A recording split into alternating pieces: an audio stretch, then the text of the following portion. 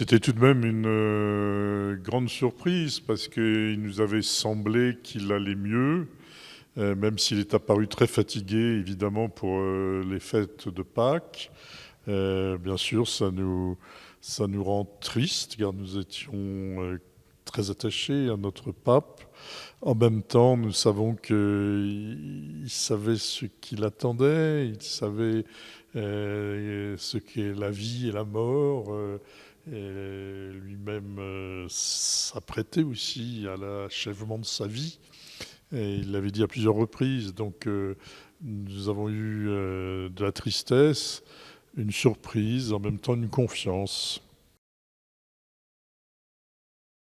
J'ai été très marqué par le voyage qu'il a fait en Irak, où j'étais bien sûr dans ce voyage avec un certain nombre de collaborateurs de l'œuvre d'Orient.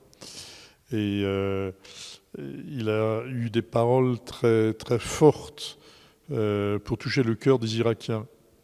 À dire vrai, il n'était pas très attendu par les Irakiens. De même que si un ayatollah était venu en France, ça n'aurait pas passionné les Français, on va dire cela comme ça. Et il a réussi à toucher le cœur des Irakiens en rejoignant la réalité de leur vie, que c'est un peuple qui avait souffert, que c'est un grand peuple, mais qu'ils devaient être capables de regarder devant eux, même s'il fallait pas oublier leur souffrance. Donc ce voyage du pape François a renouvelé complètement le regard des Irakiens sur les chrétiens.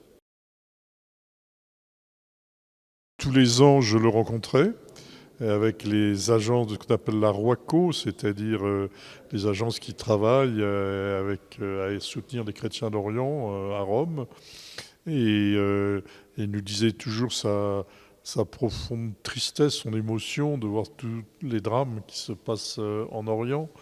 Et j'étais toujours impressionné de ces rencontres où je voyais vraiment la vérité de cet homme. Vous savez, souvent, les discours du pape sont un peu préparés par des collaborateurs. Finalement, il repoussait les discours tout faits pour parler en vérité.